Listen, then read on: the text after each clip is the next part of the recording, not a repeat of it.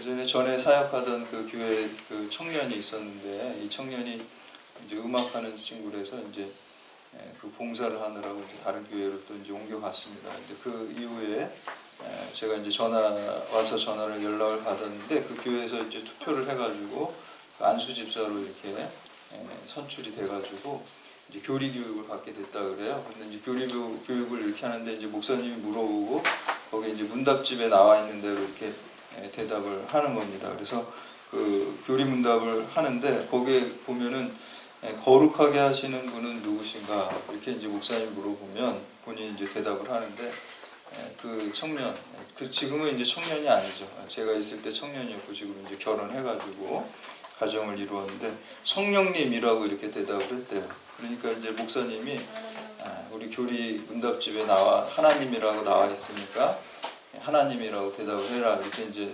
정정을 해줬다는 거예요. 그래서 이제 그걸 이제 저한테 이제 뭐 물어보느라고 전화를 한 거예요. 그래서 아마 이제 그 청년이 지금 이제 결혼한 아마 그 성화의 삶을 인도하는 게 이제 성령님이라는 의미로 아마 그렇게 이제 대답을 한 것 같은데, 성령님은 삼위일체 하나님 한 분이기 때문에 우리 교리 문답집에 나온 대로 그냥 하나님이라고 대답을 하면 그 안에 성령님 하나님이라는 게 다 포함되어 있는 거다. 이렇게 해서 이제 거기 나온 대로 그렇게 하면 되겠다라고 이렇게 제가 설명을 해줬습니다. 이 친구가 다니는 교회가 이제 그 장로교회였어요. 그러니까 아마 그 문답집이 웨스트민스터 교리 문답집이었을 거라고 제가 생각을 합니다. 그래서 그 부분을 한번 웨스트민스터 교리 문답집을 한번 찾아보니까 35문항에 거룩하게 하심이 무엇입니까 하는 그 성령님에 대한 그 문답이 있어요. 그래서 그걸 근거로 혹시 그렇게 생각하지 않았나 생각을 해봤습니다. 우리가 이제 런던에 가면 런던 하면 뭐 영국 하면 제일 유명한 게 여러분들 그냥 떠오르는 게 그 국회의사당 건물 제일 유명하죠. 그 이미지가 벌써 런던 하면 그거 먼저 떠오르고 또 빅벤이라고 큰 시계탑 떠오르고요. 바로 그냥 옆에 이렇게 붙어 있습니다. 그리고 또 그 뒤에 붙어 있는 게 그 웨스트민스터 애비라고 해서 이제 웨스트민스터 사원이 이렇게 거기 있어요. 이렇게 세 개가 같이 이렇게 붙어 있어요. 사실 가보면. 근데 이제 그 웨스트민스터 애비라는 곳에 원래 이제 거기가 베드로 성당이라는 이름이 있었어요. 원래 이름이에요. 거기 베드로 성당입니다. 근데 그 지역이 그 이제 국회의사당 있고 그런 행정구역 지역이 거기가 웨스트민스터예요. 그러니까 쉽게 말하면 우리 교회가 경찰대학 교회잖아요. 그러니까 이게 베드로 성당 같은 그런 원래 이름이 경찰대학 교회인데 우리가 있는 게 이제 황산길이잖아요. 황산길에 있잖아요. 그러니까 황산길 교회다 이렇게 이제 부르는 것 같이 불려진 게 사실 그 웨스트민스터 애비라는 웨스트민스터 사원이라고 이렇게 불러집니다. 그런데 이제 여기에서 굉장히 아름답고 멋있어요. 사실 그 가면 거기도 이제 입장료를 내고 들어가요. 교회를 입장료를 사람들이 하도 많이 몰려드니까. 근데 입장료를 안 내는 방법이 있어요. 저는 안 내는 방법으로 갔는데 하루에 이렇게 한 몇 차례 예배가 있어요. 예배 시간에 들어가면 돈을 안 내고 들어갈 수가 있어요. 그래서 우리 같이 갔던 분들이 예배 시간에 맞춰가지고 우리는 뭐 예배 드리는 거 좋으니까 그래서 예배 또 참석해 보는 것도 굉장히 또 기쁘고 즐거운 일이라서 예배도 드리고 또 입장료도 안 내고 들어가서 예배 드린 적이 있어요. 너무 아름답고 멋있는 곳인데 거기에서 이제 1643년 7월 1일 날 칼빈주의 그러니까 장로교 청교도들이 거기에 모여서 이제 종교 회의를 했어요. 종교 회의를 했는데 그냥 한 번 하고 끝나는 게 아니라 무려 그냥 5년 7개월 동안 계속 한 건 아니고 이제 헤어졌다고 그랬다 하면서 그 기점으로 해서 그 이후에 5년 7개월간 회의를 거쳐서 만든 문건이 있습니다. 세 가지 문건인데요. 웨스트민스터 신앙 고백이라는 게 있고요. 그것을 근거로 해서 또 교인들을 가르치고 성직자들을 교육시키기 위해서 그 고백에 근거해서 웨스트민스터 대요리 문답이라는 것과 웨스트민스터 소요리 문답이라는 게 있습니다. 근데 우리가 제일 많이 들어본 게 웨스트민스터 소요리 문답이라는 게 있어요. 근데 소라고 해서 사실 뭐 더 비중이 낮은 게 아니라 사실은 더 중요한 거예요. 예, 대요리문답이라는 거, 중요한 교리라는 뜻입니다. 요리라는 게 중요한 교리를 이렇게 해서. 그래서 이제 요새는 요리라 그러면 무슨 뭐 이렇게 음식 만드는 게 자꾸 생각이 나서 요즘에는 요리라는 말보다 그냥 교리문답 이렇게 이제 표현을 많이 하기도 해요. 그래서 대라는 거는 이제 그 문항이 196개의 문항이 있습니다. 그래서 주로 이제 성직자들, 뭐 목회자들 우회해서 그 문항을 하고요. 거기서 이제 한 100개 정도를 뺀 다음에 그거를 소교리문답이라 그래서 이거는 이제 평신도들이나 또 새로 새신자를 위해서 하는 거예요. 그러니까 어느 게 더 중요할 것 같아요? 소가 더 중요하죠. 왜냐하면 더 엑기스로 줄이다 보면 우리가 시험 공부할 때도 그렇잖아요. 더 짧게 줄이면 그게 사실은 더 중요한 거잖아요. 그러니까 소가 사실 더 중요한 게 많고요. 대는 이제 더 커지게 됩니다. 그래서 그렇게 이제 그 문건을 작성했습니다. 근데 아까 그 청년이 거룩한 삶, 성화의 삶을 인도하시는 분은 성령님이라고 대답하고 하나님이라고 이제 대답하려고 하지 않았던 것은 삼일체 교리에 대해서 이렇게 정확한 이해가 조금 없었기 때문에 그렇다고 볼 수가 있습니다. 우리가 오늘 함께 읽은 본문 말씀에 보면은 삼위일체와 관련된 부분입니다. 즉 성자 예수님과 성부 하나님이 하나 되심에 관해서 이렇게 말씀하고 있습니다. 그래서 오늘 말씀을 통해서 우리가 예수 그리스도에 대해서 좀 더 분명한 이해를 가지고 바른 신앙, 확신 있는 신앙생활 하시는 여러분들 다 되시기를 주님의 이름으로 축원합니다. 첫 번째는 기독교의 하나님은 삼위일체 하나님입니다. 그래서 우리가 이거를 분명히 알고 있어야 돼요. 우리가 기독교는 유신론이다. 그냥 이렇게만 알고 있으면은 뭐 틀린 말은 아닌데 조금 더 약간 부족한 게 많이 있어요. 예를 들어서 뭐 애완동물 기르냐고 누가 여러분한테 이렇게 물어본다면 저는 집에서 동물을 기르고 있습니다. 이렇게 대답하면은 거기에 뭐 개를 기를 수도 있고 고양이를 기를 수도 있고 또 앵무새를 기를 수도 있고 너무 이렇게 광범위한 거잖아요. 근데 우리가 구체적으로 나는 강아지를 기르고 있습니다는 확 좁아지는 거잖아요. 마찬가지로 우리가 기독교에 대해서 유신론이다 그러면은 나는 집에서 동물을 기르고 있습니다 라고 이렇게 너무 포괄적인 말이에요. 근데 우리가 좀 더 왜냐하면은 유대교도 유신론이잖아요. 그렇죠? 그리고 이슬람교도 유신론이잖아요. 근데 이제 이슬람교나 유대교는 삼위일체 하나님을 믿지는 않아요. 거기는. 그래서 기독교만의 특징, 고유한 특징을 얘기한다면 우리는 삼위일체 하나님을 믿는다라고 이렇게 얘기를 해야 좀 더 정확한 것입니다. 삼위일체가 뭐냐? 성부, 성자, 성령 하나님이 계신데 이분이 셋이면서 하나고 하나이면서 셋이다라는 거죠.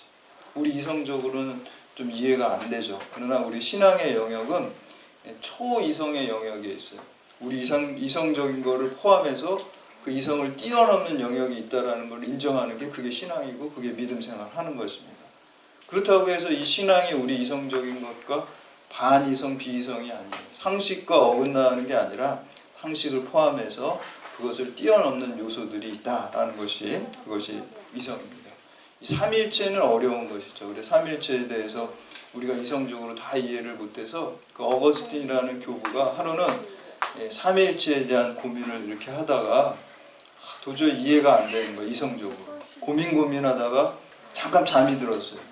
잠이 들었는데 어떤 꿈을 꿨어요.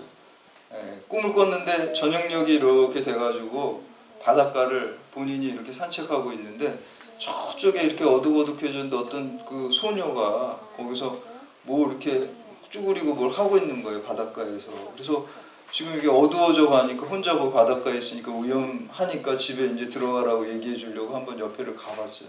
가보니까 이 소녀가 조개 껍데기에다가 바닷물을 이렇게 받아가지고 모래 웅덩이에다가 이렇게 옮기는 일을 하고 있는 거예요. 그래서 야, 너 뭐 하고 있냐? 그러니까 아저씨 저는 이 조개 껍데기로 이 바닷물을 다 퍼가지고 이 모래 웅덩이에다 지금 다 담으려고 하고 있어요. 그러니까 야, 너 그 조개 껍데기 조그만 걸로 이 웅덩이에다 이 넓은 바다를 어떻게 다 담을 수 있겠냐? 그건 도저히 불가능한 거다. 이제 날이 어두워졌으니까 부모님 걱정하시니까 빨리 집으로 가라 이렇게 얘기를 했어요. 근데 갑자기 그 소녀가 정색을 하면서 아저씨의 그 지금 그 일을 하고 있잖아요. 아저씨가 이 조개 껍데기처럼 조그만 생각으로 이 모래 웅덩이보다 더 작은 아저씨의 머리에다가 이 큰 바다를 지금 다 담으려고 하고 있지 않습니까? 지금 날이 어두워지고 우리의 인생의 끝이 가까워지고 있는데 어서 하나님 아버지에게로 돌아가십시오. 이렇게 얘기했다는 거예요. 그런 꿈을 꾼 거예요. 그래서 꿈에서 탁 깨어나고서 깨달음을 얻고서 그 믿음을 가지고 삼위일체를 믿음으로 받아들였다라는 그러한 일화가 있습니다. 우리는 이제 유한한 인간인데 무한하신 하나님을 근본적으로 다 이해할 수 없습니다. 그럼에도 불구하고 성경에서 말씀하시는 것이 삼위일체 교리예요. 물론 성경에 보면 여러분 성경 66권 보면서 삼위일체라는 단어 보신 적 없으시죠? 한 번도 없죠. 그런 말 없어요. 삼위일체. 그런 단어 사용하고 있지 않아요. 아무리 봐도 없어요. 그런데 그 성경의 내용을 잘 살펴보니까 그 삼위일체 내용이 있다는 거예요. 그래서 이 말을 처음에 사용한 사람은 2세기의 그 교부 터툴리아라는 사람이 삼위일체라는 말을 처음 썼어요. 성경에 보니까 이게 우리 기독교의 하나님은 성경적인 하나님은 삼위일체 하나님이라는 거예요. 그래서 우리 천지창조하실 때도 그 성령 하나님이 이렇게 운행하신다라는 말이 나오고 있고요. 그리고 인간을 창조하실 때도 하나님께서 하나님의 형상대로 우리를 창조하시잖아요. 그런데 하나님께서 단수로 나의 형상대로 인간을 만들었다고 나오지 않아요. 우리 성경 말씀 자세히 보면 우리의 형상대로 복수로 나오고 있어요. 성부, 성자, 성령 하나님 우리의 형상대로 인간을 창조했다라고 나오고 있습니다. 거기서 또 삼위일체를 볼 수가 있고요. 예수님께서 우리 신약으로 마태복음에 넘어오면은 세례 받으실 때는 어때요? 세례 받으실 때는 그게 삼위일체 교리가 거기에 다 들어가 있어요. 세례 받으실 때 성자 예수님이 세례를 받으시죠. 세례를 받으실 때 하늘에서 성령 하나님이 비둘기처럼 내려오셨잖아요. 예수님에게로. 그러면 이제 성령 하나님이 계시고 하늘에서 또 성부 하나님의 음성이 들렸어요. 내 사랑하는 아들이라 라는 그 음성이 들린 것을 볼 수가 있습니다. 그래서 이것을 근거로 해서 우리 기독교의 하나님은 삼위일체 하나님이다 라는 것을 알 수가 있어요. 또 마태복음 28장 19절에 보면 예수님께서 지상명령 하실 때 땅끝까지 이르러 내 증인이 되라. 그리고 모든 사람을 제자로 삼아서 성부와 성자와 성령의 이름으로 세례를 베풀라고 그랬어요. 삼위일체 하나님에 대한 게 우리 성경에 나옵니다. 그래서 우리가 믿는 하나님은 삼위일체 하나님입니다. 그래서 이것에 대해서 이 3세기에 이제 시벨리우스라는 사람이 있었어요. 이 사람은 어떻게 설명하냐면요. 성부, 성자, 성령은 세 가지 양태라는 걸 모드라 그러죠. 근데 이 모드를 설명하기가 너무 요즘은 쉬운 게요. 여러분 핸드폰 다 가지고 계시죠. 여러분 예배 드리실 때는 어떤 모드를 하나요? 소리로 하면 안 되잖아요. 뭐 진동 모드로 한다든지 무음으로 한다든지 모드를 바꿉니다. 그리고 이제 여러분 이제 예배 끝나고 나가실 때는 이제 그 소리 모드로 또 이제 바꾸잖아요. 그래서 이제 이 양태, 이 모드가 다르다는 거예요. 성부, 성자, 성령 모두가 틀리다 이렇게 얘기해요. 쉽게 말하면은 어떤 그 남성분이 회사에 가면은 부장님인데 집에 가면은 가장이 되고 또 이렇게 또 뭐 교회 가면은 또 집사님이 되고 이렇게 한 분이지만 그 어떤 상황에 따라서 다 틀리게 되죠. 그렇게 이제 설명을 해요. 그래서 이제 이게 그럴싸하게 들리거든요. 그래서 어떤 목사님도 교우들을 가르칠 때, 교인들을 가르칠 때 이렇게 이제 삼위일체를 설명하는데, 근데 이거는 이단이에요, 사실은. 듣기는 너무 편한데 그 목사님 조금 잘못 아시는 것 같아요. 그거. 이게 이단이 설명하는 거예요. 왜냐하면 거기에는 뭐가 빠져 있냐면요.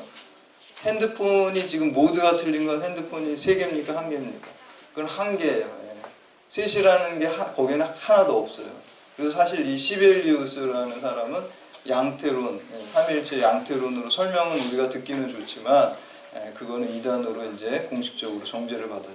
세 분 하나님이라는 의미가 거기에 전혀 없기 때문입니다. 그리고 이 삼위일체의 세 위격과 영광은 동등하고 영원히 공존하는데요. 이 성부 하나님은 이 세상을 창조하시고 인간을 창조하시는데 주도적인 역할을 하셨어요. 그리고 성자 하나님과 성령 하나님이 함께 하셨고요. 또 성자 하나님은 우리의 구원 사역의 주도적인 역할을 하셨어요. 우리 십자가에서 죽으셨잖아요. 그래서 구원 사역을 주도적으로 하시고 성부와 성령께서 동역하십니다. 그리고 성령 하나님은 성화 사역의 주도적이에요. 그래서 우리가 금년도 우리 교회 표를 우리 성령의 열매 이렇게 맺는 교회로 이렇게 한 거잖아요. 성령의 열매로 증거한 성화의 삶을 통해서 이제 성령님께서 우리를 주도적으로 그 성화 사역을 인도하시지만 또 거기에 성부 하나님과 성자 예수님이 함께 하신 것입니다. 그래서 성부 하나님은 우리를 위한 하나님, for us라고 그러고요. 성자 예수님은 우리와 함께 하시는 그래서 with us 하는 하나님이시고, 성령 하나님은 우리 안에 계신 하나님, in us 하시는 하나님이십니다.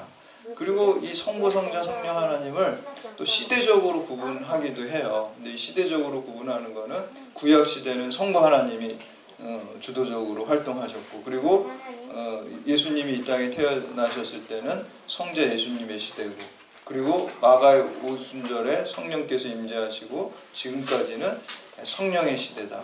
그리고 성령의 시대라는 건 다른 말로 마가의 다락방에 성령이 임재하심으로써 교회가 시작됐기 때문에 지금 우리가 사는 시대는 교회의 시대다.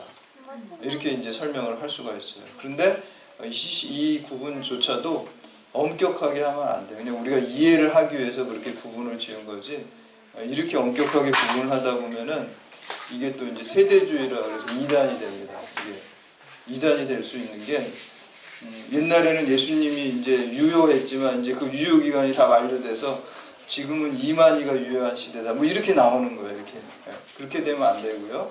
이게 우리가 이해를 위해서 이렇게 성부, 성자, 성령 이렇게 구분하지만 셋이면서 뭐라 그랬어요? 삼위일체 하나라는 거예요. 한 분 하나님이시기 때문에 동일하게 지금도 삼위일체 하나님께서 우리 안에 역사하시는 것입니다. 그래서 오늘 말씀에서 기독교 하나님은 삼위일체 하나님이라는 거 우리가 분명히 알아야 됩니다. 두 번째는 유대인들의 이제 두 가지 질문입니다. 첫 번째 질문이 뭡니까? 저가 자결하려 하는가라고 이렇게 이제 얘기하고 있습니다. 우리 21절, 22절 말씀 함께 공독합니다. 21절, 22절 시작.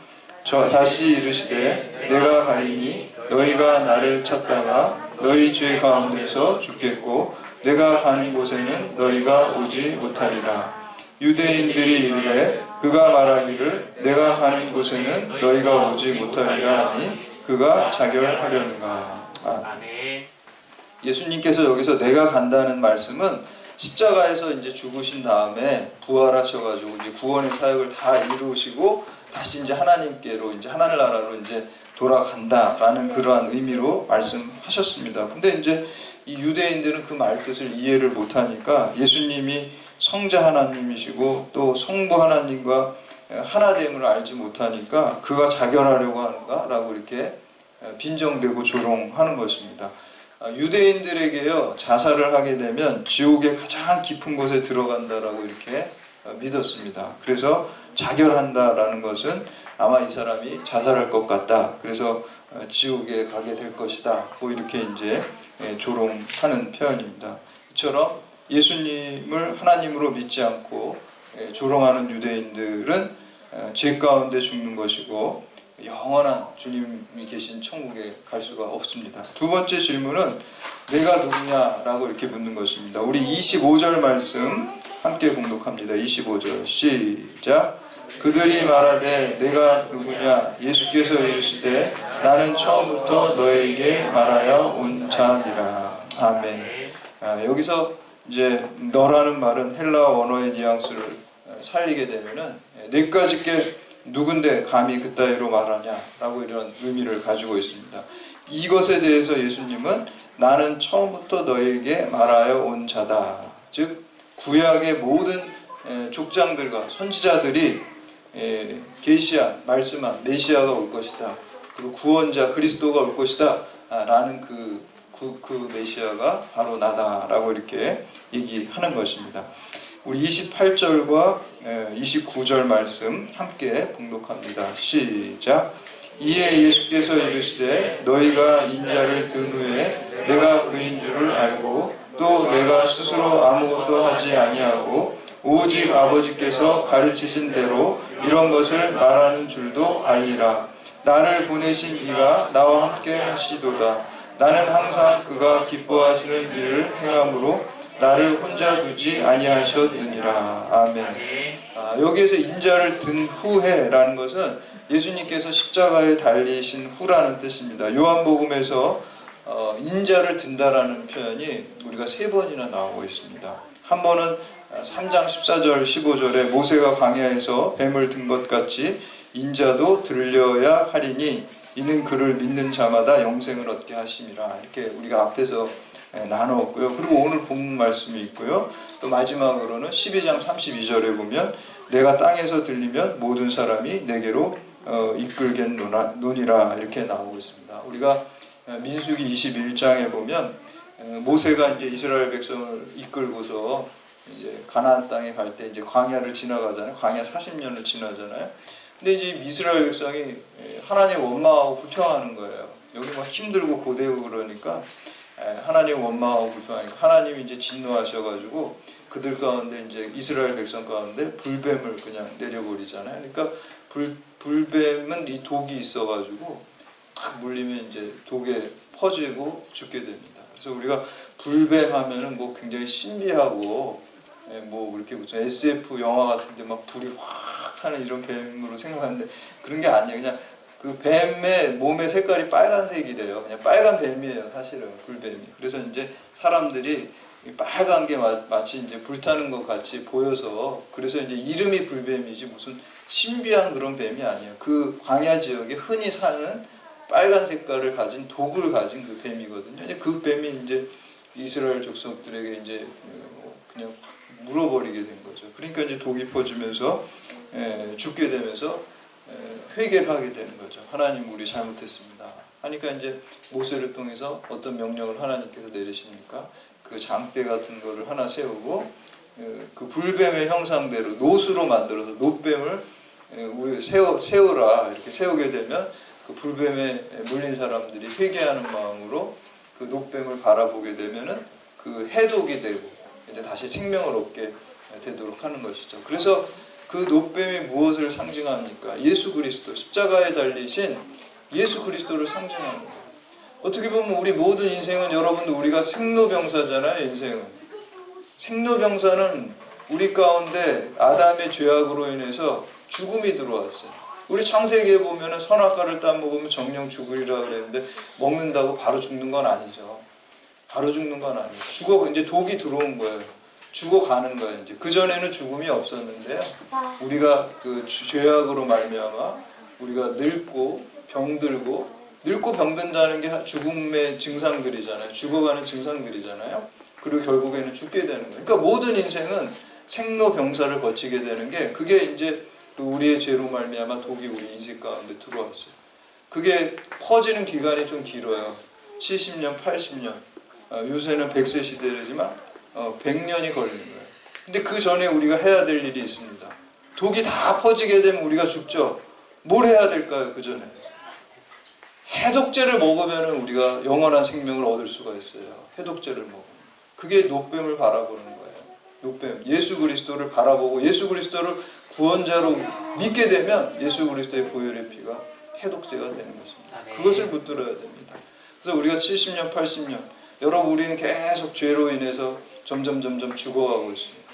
해독제인 예수 그리스도를 붙잡아야 되는 것입니다. 그래서 왜 그러면은 많은 것 중에 왜 금뱀, 은뱀으로 하지 않고 노뱀으로 했을까요? 그렇죠? 그게 궁금한데 그게 이제 예수님께서 우리와 똑같이 보잘것없는 그러한 몸을 입고 오셨다라는 것을 노시라는 것이 상징합니다. 그래서 그런 의미가 있고요. 우리가 그 솔로몬 성전의 제단도 노수로 만든 제단이고요. 그리고 또 희생 번제단 부살렐이 만든 집도 노수로 만들었어요. 그런 모든 것들을 통해서 노뱀이란 예수님께서 이러한 십자가의 희생 제물이 되셨다라는 것을 상징하기 위해서 노수로 만들었고 인간의 육체가 놋과 같이 사실 보잘것없는 거잖아요. 뭐 금은도 아니잖아요. 우리 육체라는 게 그렇지만 그것을 통해서 예수 그리스도가 그 안에 죄가 없으신 분이 우리를 위해서 대신 죽으신 것을 상징하는 것입니다. 그 불경 중에 이제 전유경이라는 게 있어요. 거기 보면 독화살 맞은 사람의 비유라는 게 나와 있어요. 저도 제가 그런 책들도 기독교인이라서 그런 거 안 볼 필요가 없어요. 왜냐하면 모든 인간에게 하나님께서 다 창조하셨잖아요. 불교인도 하나님이 창조하셨고, 이슬람 사람도 하나님이 창조하셨고, 무신론자도 다 하나님이 창조하셨잖아요. 근데 하나님이 창조하셨기 때문에 거기에는 하나님이 일반 계시가 있어요. 어떤 이성과 양심이라는 걸 다 줬어요. 근데 그들이 모르는 게 있잖아요. 특별 계시. 성경에 나오는 예수 그리스도는 몰라요. 그렇지만 일반 계시를 잘 사용하면은 거기에는 진리는 아니지만 일리 있는 말들이 많이 있습니다. 진리는 누구죠? 예수 그리스도가 진리잖아요. 일리는 있어요. 근데 아무 이성을 주셨지만 이성을 올바르게 사용하지 않고 양심을 올바르게 않는 사람들은 일리도 없어요. 그럼 뭐가 있을까요? 그 사람들 무리가 있어요. 무리한 거 아무 이치가 없어요. 그러니까 아무 말 대잔치를 막 하게 되는 무리. 그렇지만 하나님이 일반 계시로 모든 사람, 예수는 안 믿지만, 그래서 우리가 고전 같은 거 있잖아요. 고전 같은데도 하나님이 주신 그 이성을 가지고 이 사람들 일반 계시를 가지고 그거를 잘 바르게 사용하니까 부분적인 진리를 다 담고 있어요. 고전 같은데. 불경에도 그런 게 있습니다. 그래서 제가 그 독화살 맞은 사람의 비유 이렇게 보면은 그 우리 기독교적으로도 많이 해석할 게 있다고 생각합니다. 어떤 사람이 독화살을 맞았는데 이 사람이 독이 이제 점점 퍼져서 죽어가는 거잖아요. 그러면 어떻게 해야 돼요? 독화살 빨리 빼면 돼요. 그리고 해독제를 맞으면 살아나는데 이 사람이 독화살을 딱 맞으면 사람들이 막 몰려와서 빼주려고 하니까 이거 빼면 안 된다 그러는 거야. 빼면 안 된다. 무슨 이거 누가 쐈는지 밝히기 전에 무슨 뭐 수사해야 되는 거야. 이거 밝히기 전에 이거 빼면 안 된다. 김 씨가 쐈는지 이 씨가 쐈는지 이거 밝히기 전에 이거 절대 이거 그대로 유지시키라고 그러고 빼지 못하게 하는 거야. 그래서 결국 막 수송을 해서 누가 쐈는지 밝혀냈어. 야 이제 밝혀졌으니까 빼자. 빼려고. 또 빼면 안 된다는 거야. 그 화살이 나무가 대나무인지 물풀의 나무인지 이거 알기 전에는 내가 이거는 빼면 안 된다. 사람들이 알아내. 또 시간 걸려서 알아내. 그런데 또 빼려고 그러니까 이번엔 빼면 안 된다. 이 화살의 깃털이 매의 깃털인지 독수리 깃털인지 꽁의 깃털인지 그거 알기 전에 이거 빼면 안 된다. 그러다 어떻게 됐을까요? 그러다 독이 다 퍼져가지고 죽었어요. 그거는 그냥 빼면 되는 거예요. 그 빼고 해독제를 만든 게 그게 본질이에요. 근데 본질적이지 않은 것, 누가 쐈는지, 생명에 있어서 누가 쐈는지가 뭐가 중요합니까? 빨리 이거를 빼고 해독을 하는 게 그게 본질이잖아요. 생명이 본질이잖아요. 우리가 이런 어리석음을 범한다는 거예요. 우리가 본질적인 것, 생명을 다 놓치고 비본질적인 것, 돈을 많이 벌어야 되겠다. 여기서 내가 출세해야 하고 성공해야 되겠다. 이런 것들의 그런 그 어리석음, 혹은 내가 어떤 대단한 지식을 얻어야 되겠다.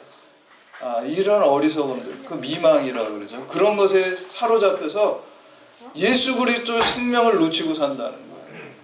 여러분 이 세상에서 제일 중요한 거는 다른 거 다 중요한 게 생명이 가장 중요합니다. 생명의 본질이 되고 난 다음에 그 다음에 다른 것들은 그냥 부차적으로 따라오는 것들입니다. 근데 우리가 비본질적인 것, 그런 것들에 사로잡혀가지고 생명을 놓치는, 아까 지금 이 독화살 맞은 사람이 너무 어리석어 보이죠? 그게 우리의 모습일 수가 있다는 거예요. 우리가 생명 되시는, 영원한 생명 되시는 예수 그리스도를 놓치고 본질적이지 않은 것에 더 마음을 쓰고 신경을 써서 그거 붙잡느라고 예수 그리스도 영원한 생명을 놓칠 수 있다. 그런 어리석음 우리가 범하지 않아야 되는 것입니다. 그래서 아담의 죄로 말미암아 우리 가운데 이 독화살이 우리 여러분, 저하고 여러분들은 다 지금 독화살을 맞았어요. 독화살을 맞았는데 우리는 하나님의 은혜로 생명이 제일 중요하다는 것을 이 성경 말씀을 통해서 깨달아서 예수 그리스도를 붙잡아서 예수 그리스도의 해독제를 여러분 우리가 다 갖고 있습니다. 그것이 가장 큰 은혜입니다. 그래서 우리가 이것을 우리만 해독제 가지고 살면 안 되겠죠. 그렇죠? 이것을 잘 모르는 사람, 모든 사람 다 독화살 맞았는데 해독제를 다른 사람한테 나눠주고 증거하는 거, 이게 전도입니다. 이게 성교입니다. 그래서 금년도 이제 또 설날 새로운 한 해를 시작하면서 우리 폐허처럼 성령의 그 열매로 복음을 증거하는 경찰대학 교회라고 했는데 우리가 해독하고 우리가 또 영원한 생명을 얻은 자서 예수 생명으로 다시 거듭난 자들로서 성령의 열매를 가지고 믿지 않는 자들을 죽어져가는 영혼들에게 해독제 대신 예수 그리스도를 널리 증거하고 전파하는 여러분들 다 되시기를 주님의 이름으로 축원합니다. 이제 다 같이